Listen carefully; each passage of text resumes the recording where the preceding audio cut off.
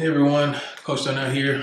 Got another video for you. In today's video, we're going to focus on the rear side uppercut. Okay, so if you watched the lead side video, this is going to help you out with your rear side.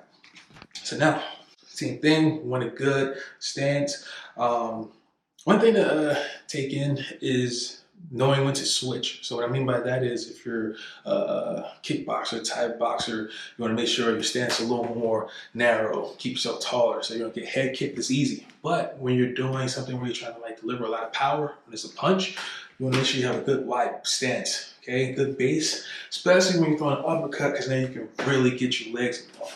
All right, so with that being said, I want a good stance, wider stance, so I'm nice and heavy, so I don't lose my balance when I'm throwing harder. So when I'm throwing this strike, I want to rotate to my rear side.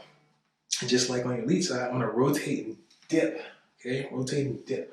Now, if you rotate and then dip, you can get away with it, but just remember your opponent is going to see this. So I rotate, dip down, and then I come up. All right, and I come up.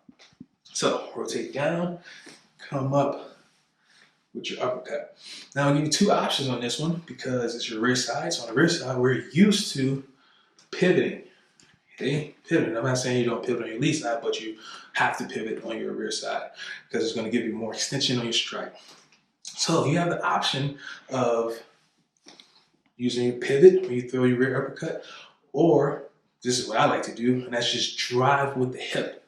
Drive with the hip. Now, if I drive with the hip, I find myself keeping my balance a lot longer. So, dip down, drive that hip forward behind your elbow. But like I said, try out both, and you'll see which one works best for you. But it's always good to have more options because if something is not working, you can go back to the other option, all right, or alternate them.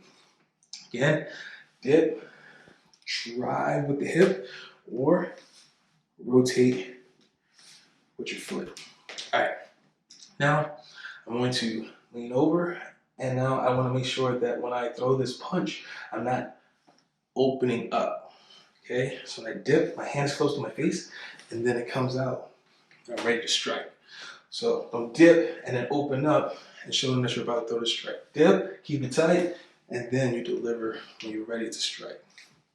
So outside of that, you have the multiple strikes. Okay, multiple strikes. And then I dip down, and then I come up, dip, up, dip, up, dip, up. Okay, it's got to reset. That's all it is. Dip, up, back down, then up. Just reset that strike. You can throw 2, 3, 4, however many uppercuts you're trying to throw. Now, the last part is a level change on your rear side. Same thing. I can dip and then strike to the body. I just keep my knees bent, or I can dip, come up, dip back down, and then go to the body or the head. And that's one of the benefits of using your knees. Because if I just twist, I can throw this uppercut, but I'm not going to have too much power behind it, and it's easier for me to lose my balance. So dip, they don't know if you're going to go to the body or to the head when you come here. But now you're also like kind of in the shell, so it's hard for them to knock you off balance and get a clean strike. All right, so bend your knees, make sure you're breathing. Like always, keep your hands up. Until next time, everyone.